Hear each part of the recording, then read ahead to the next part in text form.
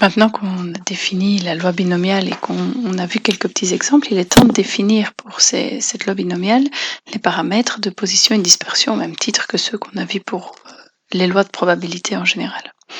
Alors, l'espérance d'une variable aléatoire binomiale, qu'on note comme ceci. L'espérance, ce sera E de x, ça, on la nommera également mu pour moyenne, comme les statistiques qu'on a vues en quatrième.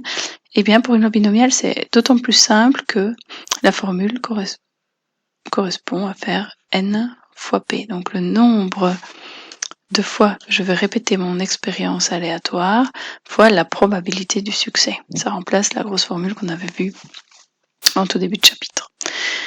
La variance pour une variable aléatoire de type binomial de paramètres n et p, c'est noté var x ou parfois v de x.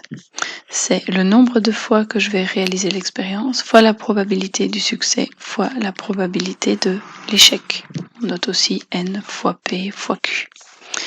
Et pour terminer, l'écart type d'une telle variable aléatoire de type binomial, c'est toujours la racine carrée de la variance. C'est donc la racine carrée du nombre de fois où je vais répéter l'expérience fois la probabilité du succès fois la probabilité de l'échec. Si on prend notre exemple avec l'équipe de foot qui gagne 2 matchs sur 3.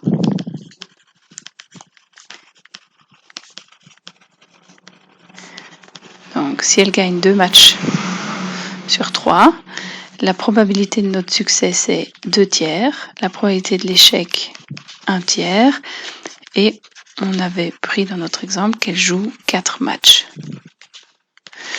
Eh bien, si elle joue 4 matchs, l'espérance, ça revient à faire 4 fois la probabilité du succès 2 tiers, soit 8 tiers. Si elle joue un très très grand nombre, si elle joue 4 matchs, pardon, ici on sait exactement que c'est 4, elle peut espérer gagner 8 tiers de match, soit à peu près, on peut changer ça en 2 et 2 tiers, soit, à peu de choses près, 2,66 matchs sur les 4. La variance, ça va faire 4 fois 2 tiers la probabilité de mon succès fois 1 tiers la probabilité de l'échec, et ça fait 8 neuvièmes. Bon, la variance, on ne sait pas vraiment la définir puisque elle dépend, on l'avait dit précédemment, de l'unité au carré, et donc c'est pour ça qu'on calcule en général l'écart type. L'écart type qui est la racine carrée de la variance, donc racine de 8 neuvièmes, ça fait 2 racines de 2 sur 3 que vous pouvez calculer à la calculatrice. Mais donc 2 racines de 2 sur 3,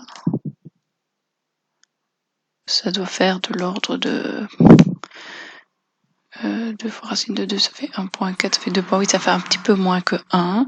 Et donc, on va avoir un écart type autour de cette espérance de 8 tiers qui nous donne en fait la possibilité d'écart entre la moyenne espérée et le résultat que l'on peut observer en réalité.